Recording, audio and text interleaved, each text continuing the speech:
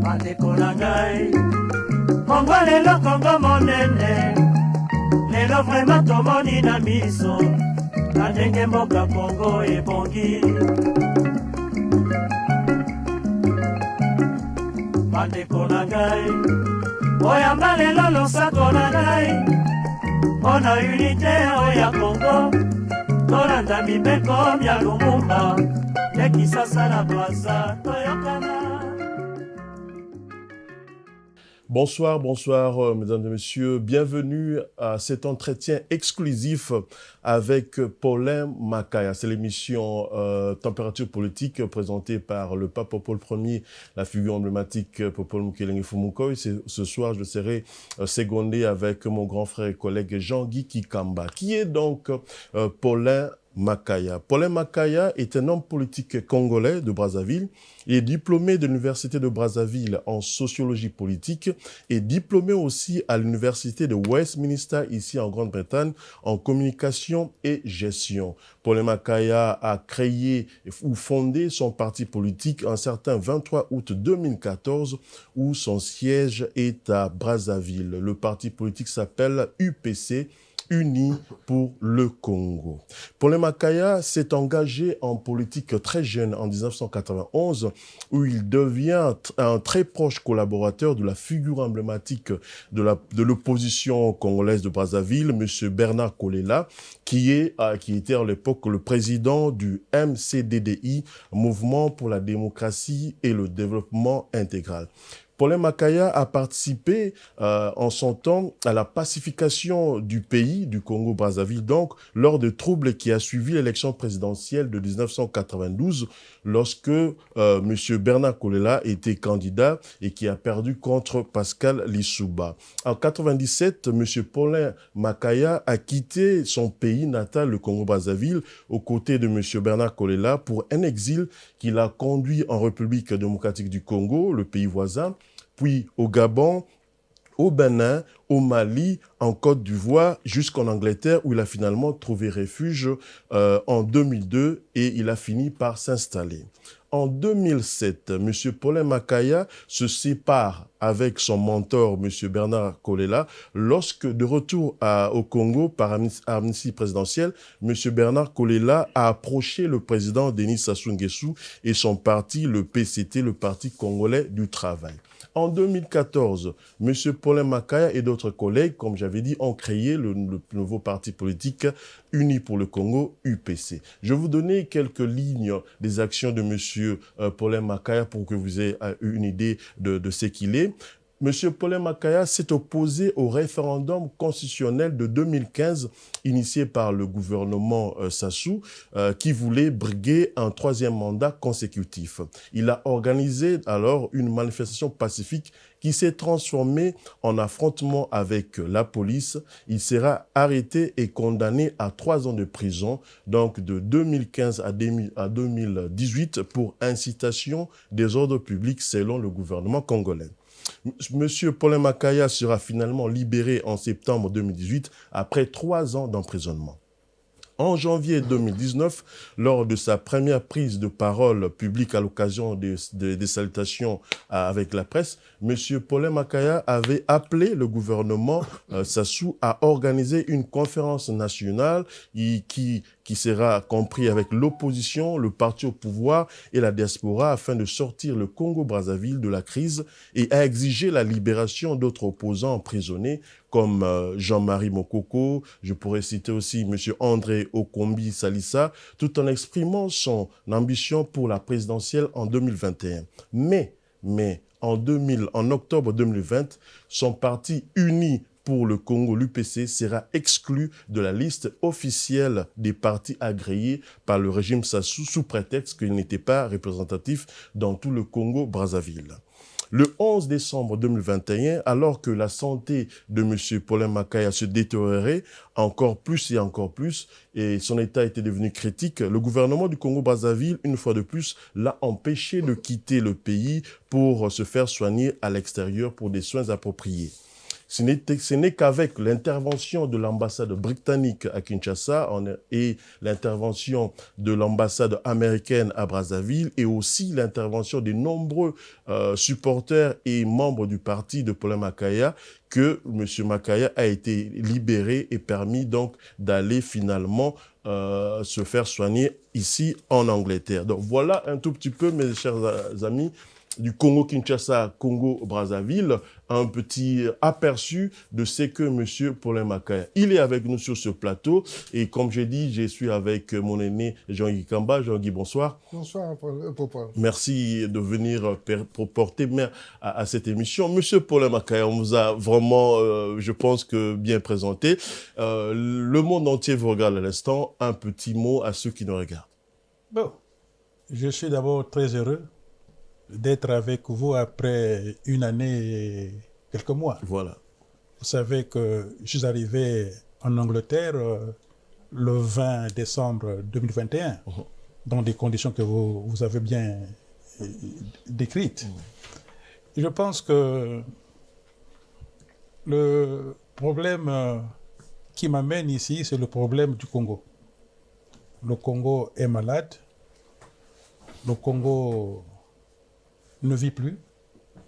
Il y a des amis qui sont au pouvoir, avec qui nous étions à une certaine époque ensemble, notamment à l'époque de l'Alliance URDP-Parenté, qui se sont accaparés de ce pays et les Congolais sont devenus clochards, les Congolais pleurent. Et quand c'est comme ça, on ne peut pas rester tranquille. Il faut faire quelque chose pour essayer d'expliquer à ceux qui ont l'effectivité du pouvoir de changer de comportement et d'attitude. Parce que nous sommes tous de passage, qu'est-ce qu'on va léguer aux générations futures? C'est l'objet de ma présence ici, pour essayer d'expliquer. Maintenant, ce qui concerne ma santé, comme vous voyez, ça va. Je me sens mieux. Okay. Donc, si on comprend bien, vous êtes l'opposant farouche à M. Denis Sassou Nguesso parce que vous vous êtes même séparé de votre mentor Bernard Kolela juste parce qu'il a approché M. Sassou. Mais la politique est un sacerdoce. On ne fait pas la politique seulement pour manger, pour chercher à avoir seul. La politique, on l'a fait pour apporter sa contribution. Parce qu'on est de passage. Mais si c'est seulement pour avoir de l'argent, ce n'est plus de la politique. Celui qui veut avoir de l'argent, devenir riche, doit aller faire du commerce. Du business. Du business. La politique, c'est un domaine sacré. C'est pour aider. C'est pour laisser des symboles pour son peuple, pour que le pays reste. Et ceux qui viendront après nous se diront que oui, nous avons eu des aînés qui ont bien travaillé pour nous. Aujourd'hui, à l'état actuel du Congo, plus rien ne marche, tout est mort, tout le monde pleure. Sauf ceux qui sont accaparés du pouvoir. Merci beaucoup, Popol. En tout cas, très heureux d'être avec vous. Enchanté encore, M. Paulin Makaya. Popol l'a bien mentionné que vous avez été arrêté. Si nous pouvons, avant de commencer cette interview, nous parler un peu de votre expérience selon les temps de la prison, pourquoi vous avez été arrêté effectivement, qu'est-ce que vous avez connu là-bas, qu'est-ce que vous avez subi, et maintenant que vous voulez relancer votre campagne, ne craignez-vous pas que vous subissiez le même sort? Bon, comme je l'ai dit tantôt, ce qui m'amène ici d'abord, c'est ma santé, l'état de ma santé. Ça m'a pris une année et quelques mois. Pour preuve, j'ai encore une béquille. Vous voyez,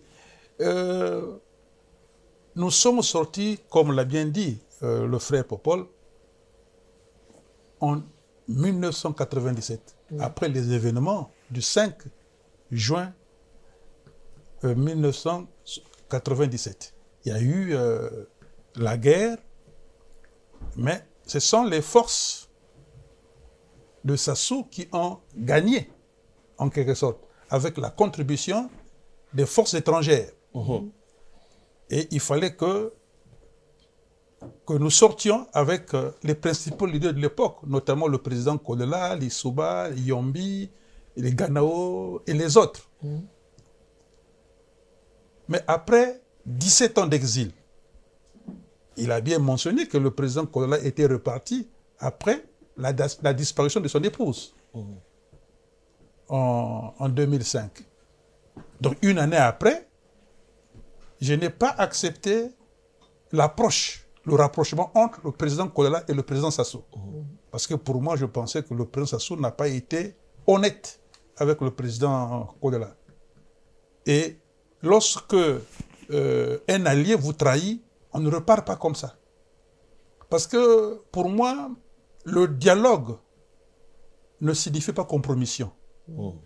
Dialogue signifie compromis politique. Mais lorsque celui qui, soi-disant, a gagné une élection avec les troupes étrangères, c'est même une haute trahison. Il devait s'expliquer. Mais le président Kolela est rentré, j'ai refusé. Donc, 7 ans après, vous voyez, 7 ans après, parce que son épouse est morte en 2005, une année après, j'ai démissionné parce que le président Kolela avait fait une déclaration, avait tenu un grand meeting à Brazzaville, demandant aux militants et sympathisants du parti de travailler avec le président Sassou. Ça, je n'avais pas aimé. Pour moi, c'était une trahison. Donc, il avait changé de message politique. Vous voyez? Et j'ai écrit, il avait reçu ma démission. Et j'avais dit que, à cette allure-là, ton parti va disparaître. Mais où en sommes-nous? Est-ce qu'il vit encore ce parti? Donc, quelques années après, j'avais décidé de rentrer au pays. Et je suis rentré. Justement, sans vous couper la parole, excusez-moi, M. Paulin, il y a quand même des langues qui disent que votre retour au Congo-Brazzaville en 2014, c'était un arrangement avec le pouvoir en place des Sassou. Et quand vous êtes revenu et vous avez, sur place au Congo, vous avez tourné le dos au pouvoir qui vous a fait revenir. C'est pourquoi vous avez été arrêté. Je veux vous dire, je n'ai jamais dans ma vie signé avec le président Sassou. Ils sont vivants. La diplomatie n'aime pas le bruit. C'était préparé. Sinon, je ne serais pas en prison. Je n'ai jamais vu un ami qui met son frère en prison. C'est pas possible. Ça veut dire que puisque vous avez les trahi amis, l'engagement que vous avez signé mais je n'ai jamais de signé. revenir. Si j'ai demandé au président Kolela de ne pas faire ça, je devais encore aller me coucher sur les pieds de M. Sassou. Je n'ai jamais signé un accord avec M. Sassou. Jamais dans ma vie. Jamais de ma vie. Okay. Je suis un leader politique. Je suis rentré pour aller faire la politique, pour aller changer les choses dans le pays. C'est ce qui fut fait. Et on a vu comment est-ce que j'ai été accueilli au pays. De façon triomphale. Donc quand je suis rentré, ils étaient surpris. Mais qui vous a dit qu'un homme politique doit s'afficher, doit dire ce qu'il doit faire? Donc vous avez surpris le pouvoir en place. Mais je me suis préparé en conséquence. Je me suis préparé en conséquence avec mes amis qui sont avec moi. Je l'ai toujours dit qu'au pays, nous avons la dynamique. Nous avons la dynamique au pays. Et quand je suis rentré, on a vu comment est-ce qu'on a été accueillis. Ça a été formidable, ça a été triomphal.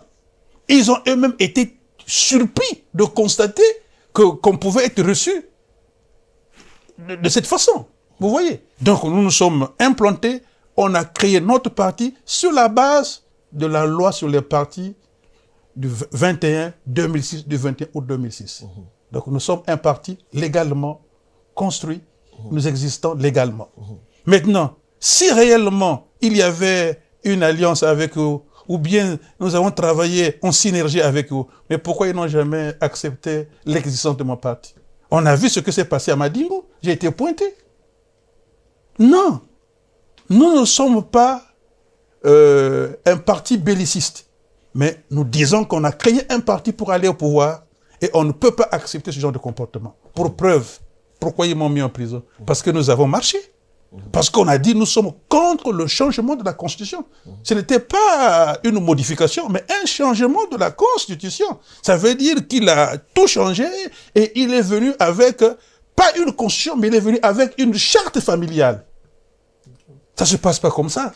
Voilà. Si vous permettez que je revienne un peu sur ma question. En tant que leader de l'opposition, ayant été arrêté, aviez-vous subi de sévices en prison et Quels étaient ces sévices? Non, je n'ai jamais été torturé de façon physique, mais j'ai été torturé psychologiquement. Hein, ils m'ont mis dans un commissariat avec des voleurs. C'est aussi une torture. Une humiliation.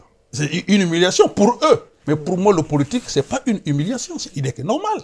Vous voyez? Donc, j'y suis resté là 8 jours au commissariat de Brazzaville.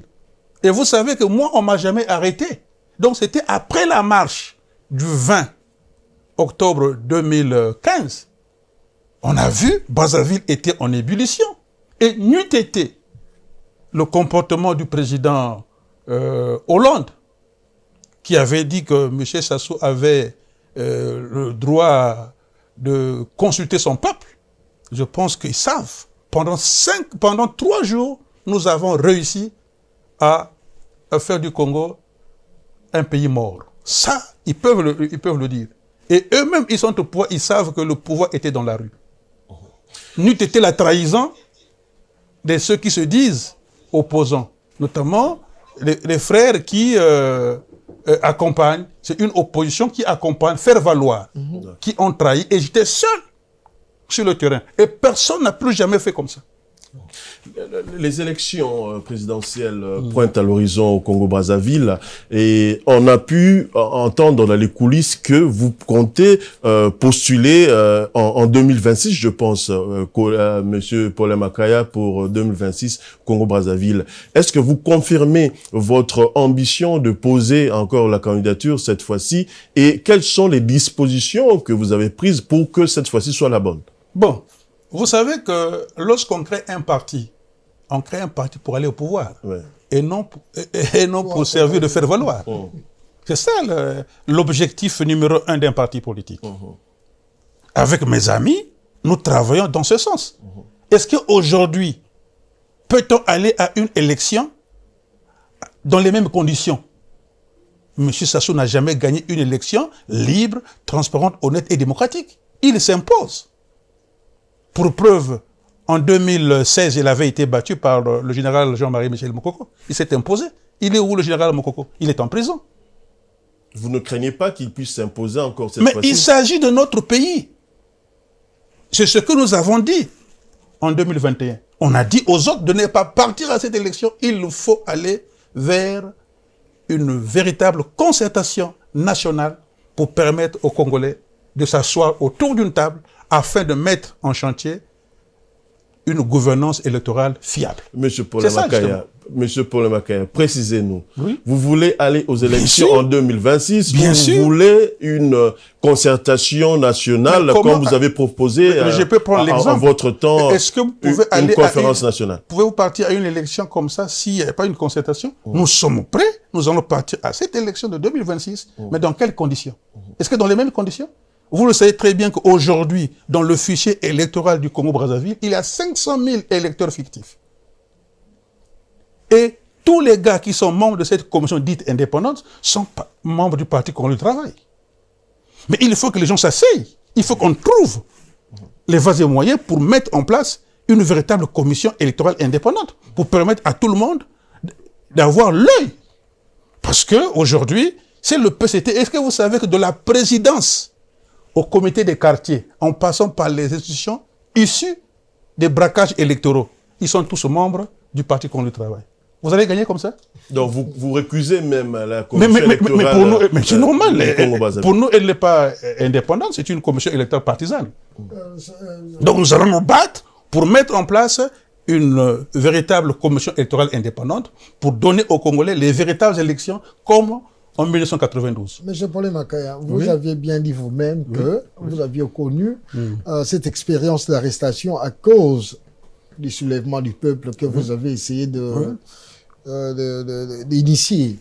Ne craignez-vous pas que cette fois, en allant encore, comme Popol l'a dit, en allant encore faire du boucan là-bas, qu'on vous arrête encore? Mais nous, on ne fait pas du boucan. On n'a pas peur. Si déjà, en 2014, on est rentré, je savais que je pouvais me faire tuer.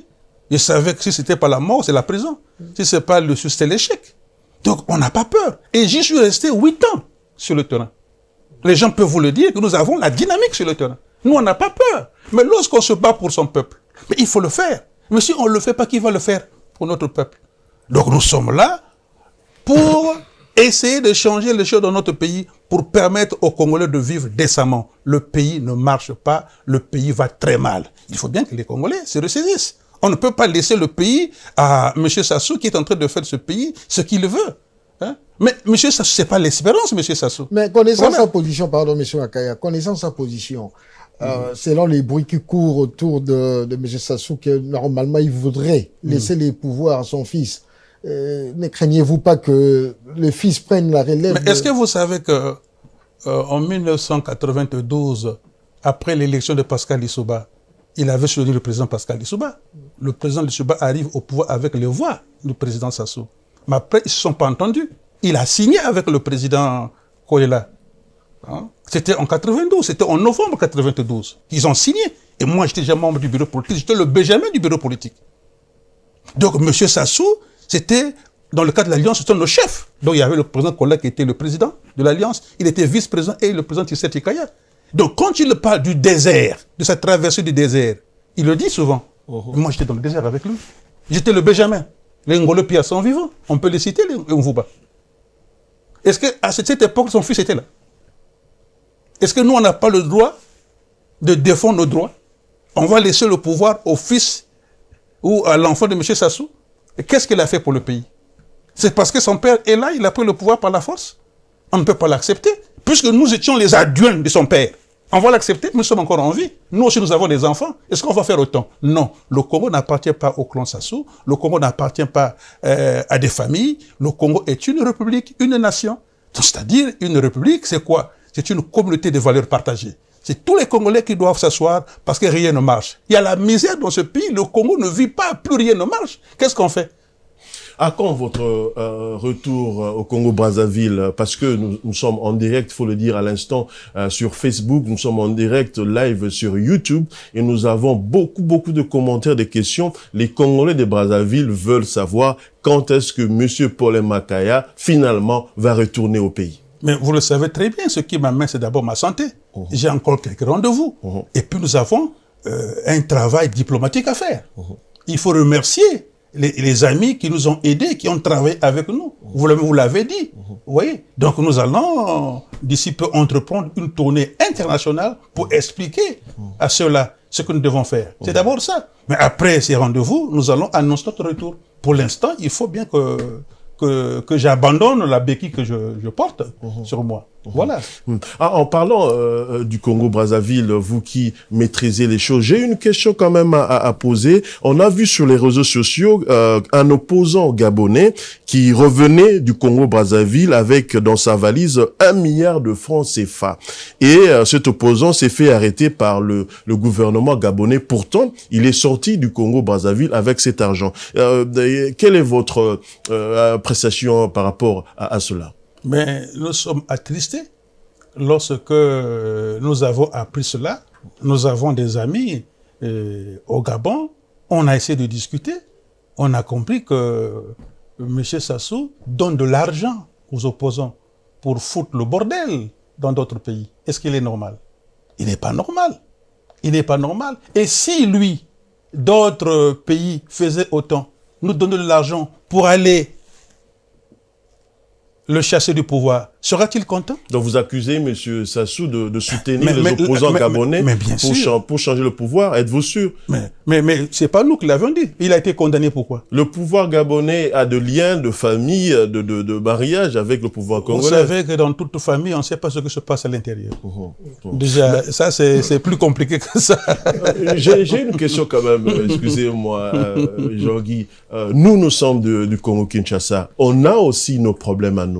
Et ce qui nous inquiète, je le dis au conditionnel, il semble que le Rwanda, qui est un pays qui n'est plus un pays ami avec le Congo-Kinshasa, qui est un pays qui agresse notre pays, il semble que le Rwanda a acheté 120 hectares de terre au Congo-Brazzaville pour que ces terres-là puissent lui servir de base arrière afin d'apporter la désolation et essayer d'inquiéter le pouvoir de Kinshasa. Est-ce que cette nouvelle est vraie? Si cela s'avérait vrai, quelle est votre position? Bon, moi, je pense que ce qui se passe dans ce sens, c'est pas une bonne chose.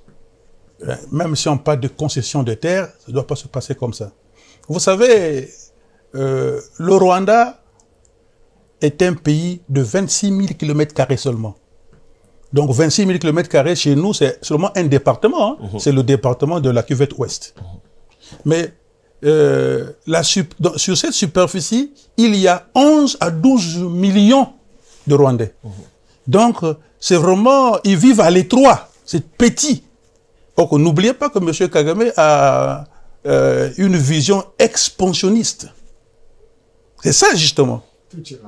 Vous voyez, c'est ça, justement, faut pas se leurrer. Donc, lui, quand il achète des terres, c'est pas seulement contre le Congo démocratique, c'est aussi contre le Congo-Brazzaville. Parce qu'il veut... eux, ils travaillent sur 20 à 30 ans, attention. Des projections. C'est une projection comme ça. Donc la perspective est là, c'est à long terme, moyen et long terme. Vous voyez, qu'est-ce qu'ils veulent faire, à mon avis? Ils ont un petit territoire. Il le dit lui-même, hein. Il n'est pas content parce qu'il a un petit territoire. Il voulait avoir un grand territoire comme le Congo-Brazzaville peut-être. Vous voyez, moi je pense que c'est une mauvaise chose. Nous ne sommes pas concernés. Ça n'engage que M. Sassou et sa famille. Parce que ni l'Assemblée, qui est des députés de M. Sassou Nguesso, donc des députés Godillot, qui n'ont jamais été consultés, ni le peuple congolais. C'est un arrangement entre lui et M. Kagame et sa famille. Pour nous, pourquoi il le fait? Il le fait parce qu'il veut rester au pouvoir, parce qu'il veut imposer son fils. C'est ça le problème. Est-ce que maintenant, les Rwandais qui seront au Congo-Brazzaville vont aller attaquer le Congo démocratique? Mais ça, on ne peut pas l'accepter. Si vous avez des informations, donnez ces informations. Mais nous ne sommes pas d'accord. Parce que, à notre niveau, le moment venu, nous allons tout faire pour que cet accord-là, que ce titre foncier qu'on leur a donné soit retiré. J'aimerais que nous puissions être un peu plus précis pour les Congolais de Kinshasa. Est-ce que cette concession de terre est vraie que le Rwanda a acheté des concessions de 120 hectares au Congo-Brazzaville? C'est une concession, c'est vrai, parce que moi je me souviens à l'époque quand le ministre qui s'occupe des affaires foncières au Congo-Brazzaville avait remis le titre foncier au ministre des Affaires étrangères, au ministre rwandais des Affaires étrangères, nous étions au courant. Ce ministre a même dansé. Parce que pour eux, ils se disent ils ont gagné. Mais nous ne sommes pas concernés. Le Congo n'appartient pas à un clan. Le Congo n'appartient pas à une famille. C'est un patrimoine commun. Ce sont les Congolais eux-mêmes. Si concession il y a, mais il faut bien que les Congolais soient consultés. Mais on ne peut pas accepter que M. Sassou et son fils, qui signent des accords, je ne sais comment, avec le Rwanda, pour conserver le pouvoir. C'est ça, attention. Le problème aussi, c'est la conservation du pouvoir. Parce qu'ils se disent qu'avec le Rwanda, ils pourront nous imposer le fils. Mais non, on ne peut pas l'accepter. Le Congo est un patrimoine commun. Le Congo est une volonté de symbiose intercommunautaire. Il sera difficile, sinon impossible, que cet accord reste, que ce titre foncier demeure, parce que nous allons le retirer le moment venu. Merci, M. Paulin Makaya. Merci beaucoup, Paul. Justement, parlant de ces territoires, ou de ces terrains, de ces concessions dont le Rwanda s'approprie maintenant au Congo-Brazzaville, il s'est fait une chose. Le Congo-Brazzaville et le Congo-Kinshasa ont des relations de frères et sœurs. Comment est-ce que M. Sassou Nguesso pourrait privilégier des relations avec le Rwanda qu'avec le Congo-Kinshasa, qui est un pays frère? Ça, c'est un. Des deux, vous aviez parlé un peu des institutions, vous aviez dit, du haut jusqu'au chef... le président des quartiers. Oui, des quartiers sont du PCT, de son parti. De son parti. Et quand on parle de son parti, on sous-entend l'Ingala.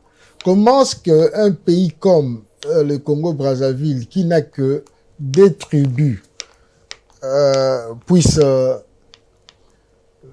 créer le tribalisme, et surtout que les Ngala sont minoritaires, puissent essayer d'être au-dessus des Congo depuis des décennies?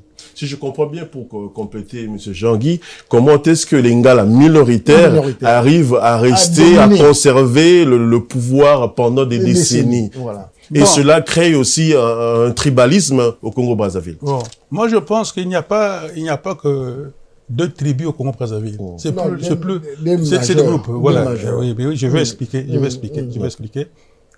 Au Congo, il peut y avoir, c'est sûr, c'est près de 65 tribus. Ok. Maintenant, il y a des grands groupes. Il y a le groupe Congo, le groupe Ngala, le groupe Teke et d'autres. Ok. Vous voyez? Mais ce qui se passe au Congo, les populations ne sont pas en réalité divisées. Parce que lorsqu'on parle du tribalisme, c'est quoi? Il faut d'abord définir le concept lui-même. Du point de vue étymologique, c'est quoi alors le tribalisme? Le tribalisme est un mode d'organisation basé sur la tribu. Ça, c'est normal. Ça peut être culturel.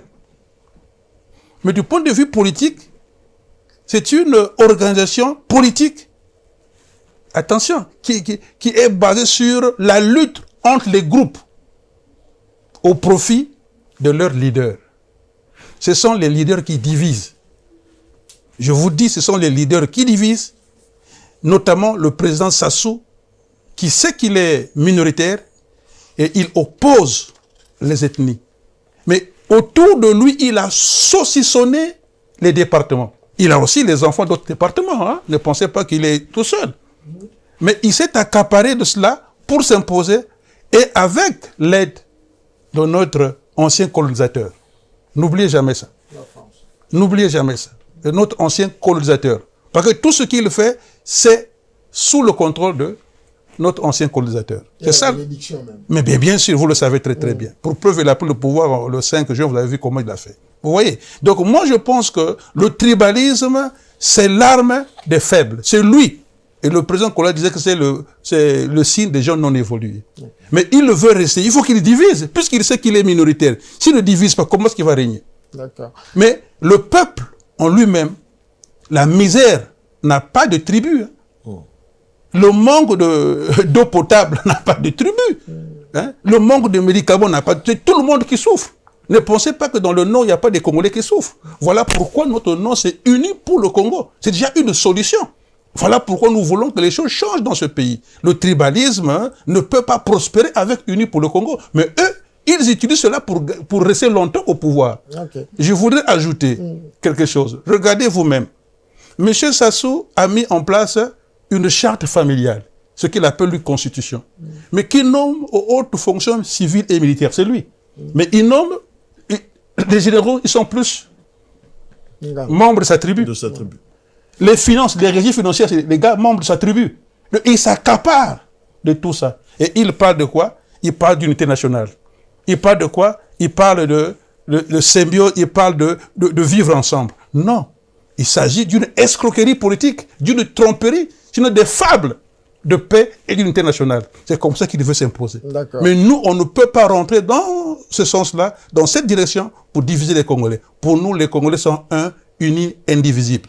Lui qui divise, il doit partir parce que il n'est pas capable. C'est pas un bon chef. C'est plus permettez, un leader de désespérance. Si nous pouvions revenir sur les relations entre le Congo-Brazzaville et le Congo-Kinshasa, nous voyons que les deux peuples se marient, font des enfants et puis ils font des traversées chaque jour. Mais comment est-ce que M. Sassou pourrait aller jusqu'au Rwanda, privilégier les Rwandais et non les Congo-Brazzaville, ou bien ne serait-ce qu'améliorer les relations entre les deux Congos? En ces jours, nous avons des expériences comme quoi il est en train de financer les opposants, il est en train de financer des rébellions qui viennent de l'autre côté, donc Congo-Kinshasa. Et selon vous, ou si jamais vous au pouvoir, dans les affaires, que feriez-vous de ces relations? Mais nous avons des relations séculaires et historiques. Le Congo démocratique a le même destin que le Congo-Brazzaville. C'est le même peuple. Quand vous êtes dans le sud, il y a les Congos. Dans le nord, là-bas, il y a les Bangala. Il n'y a pas d'interprète. Il n'y a pas d'interprète. Et voilà pourquoi il est important que les deux Congos se retrouvent, soient un, unis, indivisibles. Maintenant, M. Sassou, pourquoi il le fait? Mais c'est pour la conservation du pouvoir. C'est tout. Vous l'avez dit vous-même, c'est un homme faible qui n'est pas aussi fort comme vous le pensez. En réalité, il n'est pas aussi fort. Voilà pourquoi il divise pour régner. Hein? Mais le président actuel du Congo démocratique, qu'est-ce qu'il fait? Mais à tout moment, il est à Brazzaville. A-t-il posé la question à M. Sassou? On attend qu'il pose la question. Sinon, c'est une déception. C'est à lui de nous dire, puisqu'à tout moment il est à Brazzaville, qu'est-ce qu'il va faire là-bas? Il va seulement apprendre comment faut-il conserver le pouvoir. La relation de bon voisinage. Mais si c'est ça, alors, finalement, il n'y a pas de problème dans ces conditions. Moi, je pense que c'est une donnée très importante que les Congolais doivent saisir pour permettre à notre pays d'aller de l'avant. Souvenez-vous, à l'époque, moi, j'étais passé sur une émission ici, lorsqu'il y avait des problèmes entre le Congo-Brazzaville et le Congo-Kinshasa. Je ne sais pas si vous vous souvenez. Si. Hein? Pour ramener la paix dans les deux Congos. J'avais joué un rôle très important. Déjà, il y avait tension ici à Londres. Si. Vous voyez, souvenez-vous, je ne sais pas si vous vous souvenez. Si, donc, c'est pour dire que nous sommes des hommes de paix. Quand eux, ils font des bêtises, nous, on corrige. Donc, ce que nous voulons, c'est ça. Il faut que les choses changent. Le président Sassou doit se ressaisir. On ne peut pas se comporter comme ça. Il faut faire attention parce que le peuple n'a rien à voir. Il s'agit de ses intérêts personnels, de son clan et de son parti. Le peuple n'a rien à voir. Alors, quel est votre projet de société, M. Paulin Makaya, pour le Congo-Brazzaville? Vous aspirez à prendre le pouvoir avec votre parti UPC Uni pour le Congo. Est-ce qu'on peut savoir brièvement votre projet de société? Qu'est-ce que vous allez changer? Quel est le changement que vous allez apporter au Congo-Brazzaville une fois au pouvoir, si jamais? Vous savez, aujourd'hui, quand vous allez au Congo, tout à refaire. Tout à refaire. Mais quels sont les besoins fondamentaux d'un peuple? C'est manger. Quand il manque de la nourriture, manger, ça veut dire que l'agriculture n'est pas organisée. C'est manger. C'est l'éducation. Est-ce qu'il y a une bonne éducation dans ce pays? L'école n'existe plus, l'école du peuple n'existe plus. Et c'est éclairé. Est-ce qu'il y a la lumière au Congo-Brazzaville? Est-ce qu'il y a de l'eau au Congo-Brazzaville? Mais tout est à refaire dans ce pays. Et la défense, est-ce qu'il y a une armée républicaine? Non. C'est une armée au service d'un homme. Donc, il y a beaucoup à faire. Est-ce que chaque département aujourd'hui, quand vous verrez, essayez de voir les départements aujourd'hui, mais les gens sont en train de souffrir. Mais il n'y a pas que ça. Vous voyez, c'est pour vous dire que notre projet est clair. Notre projet, c'est faire de telle sorte que les fondamentaux, les besoins fondamentaux de notre peuple soient équilibrés. Et nous l'avons même dit, il faut qu'il y ait une symbiose entre l'économique et la culture. Vous voyez? Si vous allez dans la Likwala, par exemple, là, M. Sassou est dans la Likwala. Vous savez ce qu'il est allé faire là-bas? Il est allé inaugurer deux moteurs qui vont produire du courant. Le groupe électrogène. Comment vous expliquez ça? Mais nous avons l'hydraulique, nous avons de l'eau, nous avons des barrages. Il y a Sunda qui est là, c'est pas son problème. Nous avons le soleil, c'est pas son problème. Donc il y a beaucoup de choses que nous devons faire là-bas. Et surtout la décentralisation, responsabiliser les départements. Parce que chaque département n'a pas les mêmes problèmes que, je vais prendre un exemple, le département de l'Ikola n'a pas les mêmes problèmes que le département de la Bouenza. Vous voyez? Donc nous allons travailler en responsabilisant, en tenant compte de la personnalité de chaque département et en donnant à chaque département ses activités économiques pour permettre à notre pays d'avancer. Donc voilà. On a du travail à faire dans ce sens. Merci M. Paulin Makaya. J'ai deux questions à vous poser par rapport à la politique internationale. Quelle politique vous allez amener par rapport à votre ancienne colonie de la France? Et quelle est votre position? Êtes-vous pour l'Union européenne ou pour la Russie? Oh, vous savez, nous avons aussi nos problèmes. Lorsqu'on a déjà des problèmes de nourriture, on ne va pas aller provoquer les autres.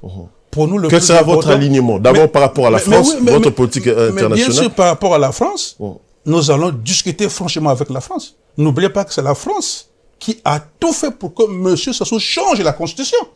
N'oubliez pas ça. Il y a 60 ans que nous sommes indépendants.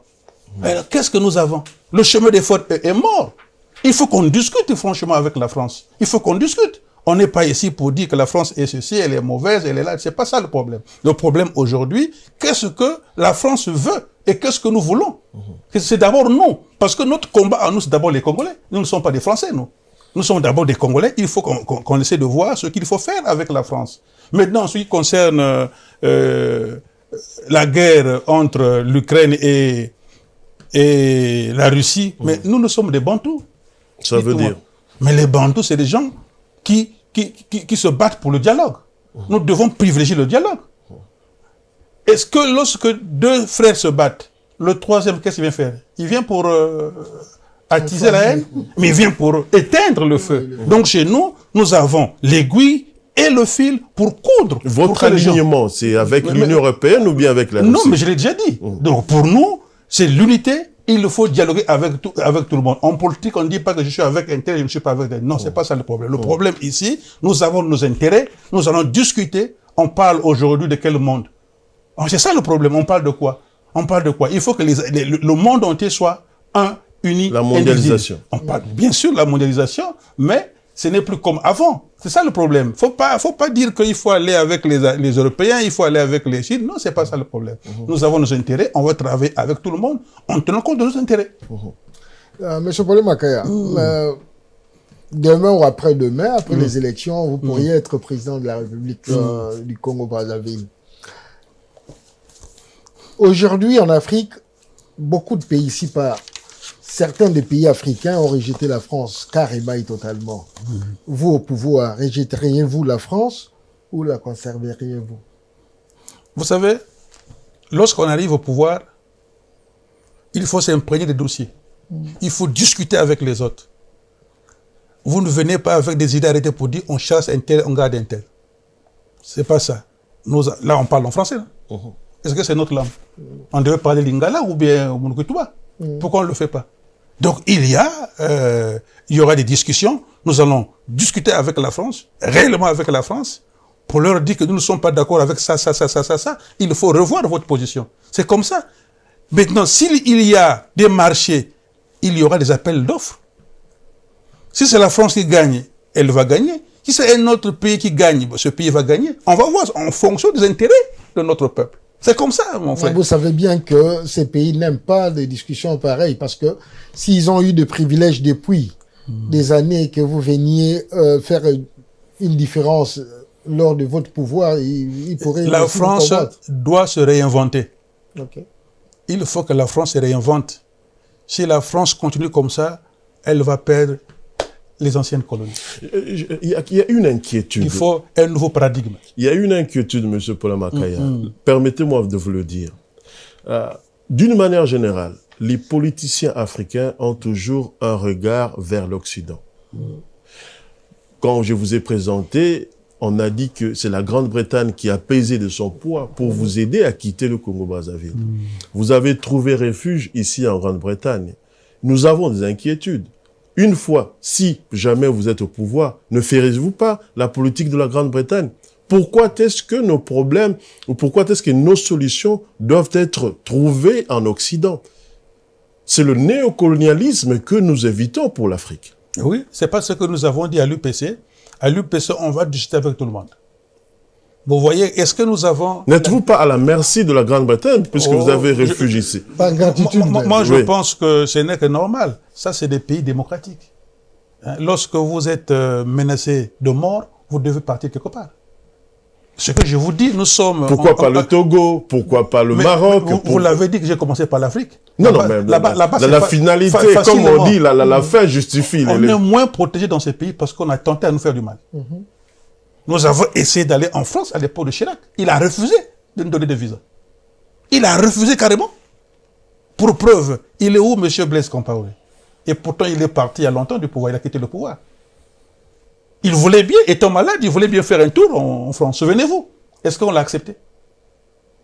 Donc, c'est normal. Et il y a ce qu'on appelle l'instinct de survie.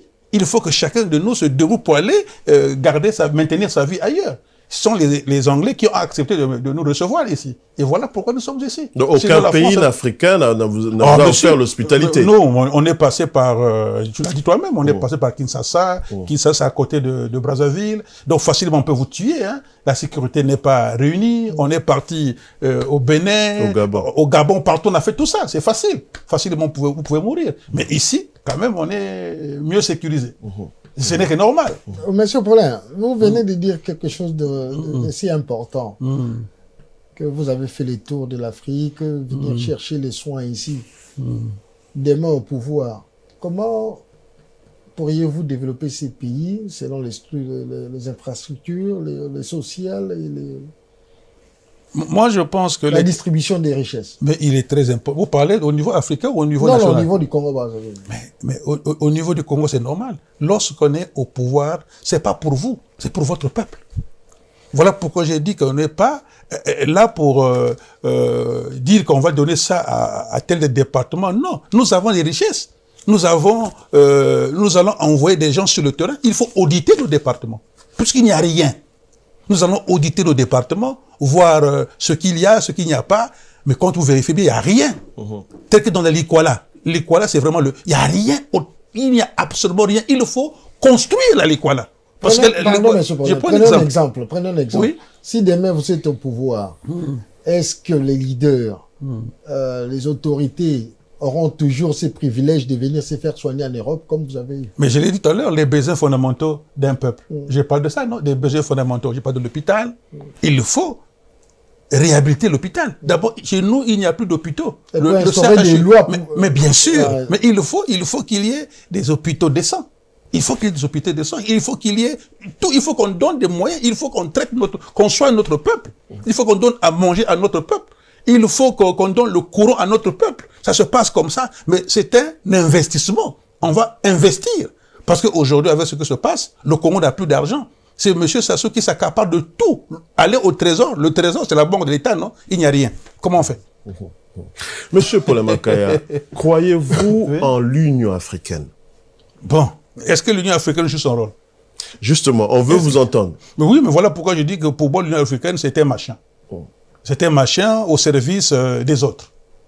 Déjà, même le financement de l'Union africaine, ce sont les autres. C'est l'Union européenne qui donne l'argent. Dis-moi, si on vous donne l'argent, êtes-vous indépendant? Vous ne pouvez rien faire. Donc, il faut revoir. Quelles sont les solutions ou les propositions, vos suggestions par rapport à cela? Vous êtes un leader politique. Concrètement. Je viens de le dire, il faut refonder. On a un problème, M. Paulin Makaya. L'Afrique a un problème. Un seul individu ne peut rien faire. J'arrive. Évitant les hommes providentiels. Ça n'existe pas. Il faut que les Congolais se ressaisissent, mettent en place des nouvelles méthodes, des nouvelles techniques pour refaire. Parce qu'il faut refonder l'Union africaine. Ce n'est pas l'affaire d'un individu. Justement, je vous prends au mot. C'est ça aussi mon inquiétude. On a l'habitude de pointer du doigt le problème, de dire des mots, mais en action concrètement. Refonder l'Union africaine, concrètement, c'est quoi? Mais refonder veut dire mettre en place une commission africaine qui va voir ce qu'il faut faire pour l'Afrique, pour les intérêts africains. Ça ne sera plus une Union africaine qui sera subventionnée par l'Europe. Il faut maintenant les Africains eux-mêmes ils doivent subventionner leur union, n'est-ce pas, leur famille, qui est l'Union africaine, n'est-ce pas? Et si déjà on a la capacité de nous entendre, on a la capacité d'apporter un budget subséquent pour le bien de l'Afrique, c'est déjà quelque chose. On sera déjà indépendant, autonome. Mais il faut discuter, parce qu'il y a des gens qui sont là, qui ont été mis au pouvoir par les mêmes. Ça ne sera pas facile. Voilà. Donc il faut mettre une commission de travail. Ce n'est pas l'affaire d'un individu. Non, c'est l'affaire de tout le monde. Oui. Ce que je voulais poser comme question, est-ce que vous avez vraiment des structures bien faites et bien fondées en dehors de Congo-Brazzaville? Et si vous devez retourner là-bas, est-ce que vous avez déjà une équipe en place qui pourrait prendre les choses en main? La preuve en est, Unis pour le Congo est un parti national. Nous avons la dynamique, c'est un parti national. Il faut voir les éléments historiques. Quand j'étais au Congo, quand j'avais organisé la tournée nationale, aller à Pont-Noir, comment j'ai été accueilli à Pont-Noir, comment j'ai été accueilli dans le Niari, la bonne et le Koumou, le Niari.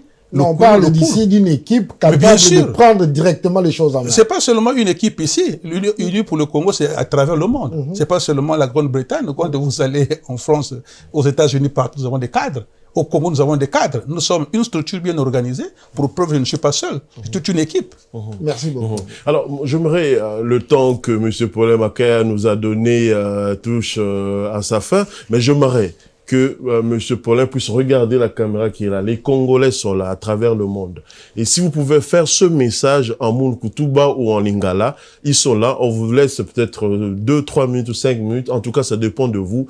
Quel est ce message que vous pouvez lancer à la population du Congo-Brazzaville qui sont au pays et dans la diaspora? Bon, vous avez dit en lingala, mon kutuba, non? Oui. Mouke na kutuba na beno bani ya Congo. Le mouke kutuba bani ya Congo ke bana ya sud, bani ya le nord, bani ya est, bani ya ouest na ya katikati. Boala mekufwa. Yake ve nzenza mouke kusa kupesa beto liberté, yake beto mosi.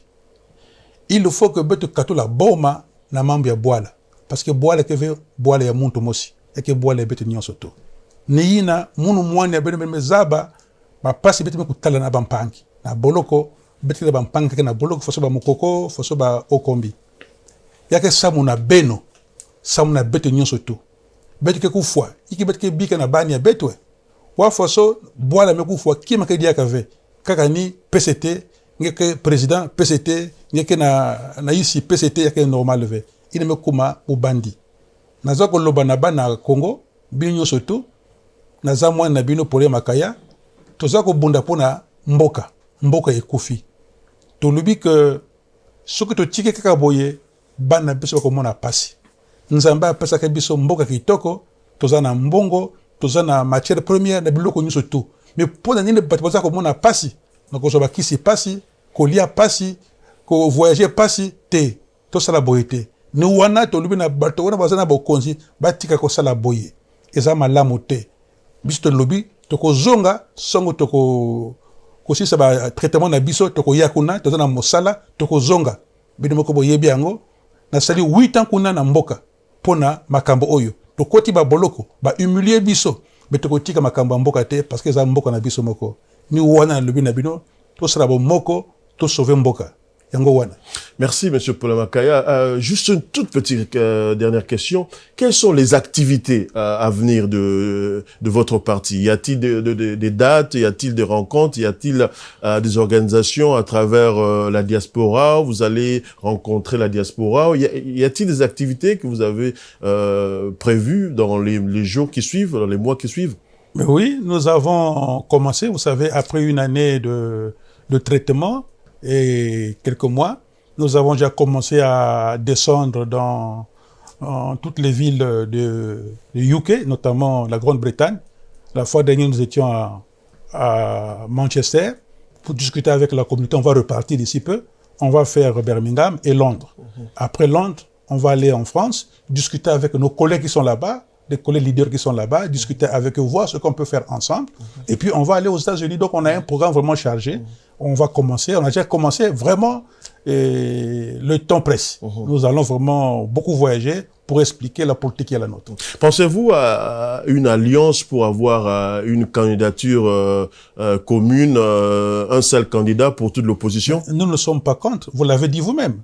Quand je suis sorti de prison en 2018, la première conférence que j'avais tenue, j'avais dit que nous avons créé le parti pour prendre le pouvoir.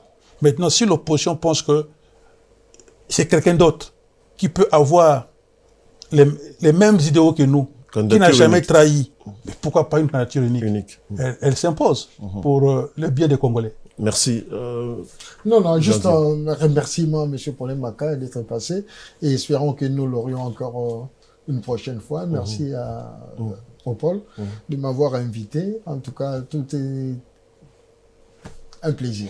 Merci donc beaucoup plus à l'équipe du parti uni pour le Congo, l'UPC, Grande-Bretagne, qui a tout organisé, parce que c'était pas facile de sortir Monsieur Paulin Makaya de son silence. Il a brisé le silence et j'espère qu'on aura le temps, encore une fois, au moment venu, pour essayer d'apporter encore de la lumière. Il y a beaucoup de questions que nous lisons dans les commentaires, mais le temps imparti est arrivé à la fin. Donc, merci à vous, chers Congolais, de Brazzaville et de Kinshasa, d'avoir suivi cette émission. Partagez cette émission, faites-nous des suggestions. Pour l'instant, M. Paulin Makaya est ici. Ce sera avec plaisir de le revoir ici. Donc, merci d'avoir suivi cette émission. On se retrouve très prochainement sur cette même chaîne. Bonne soirée à tous.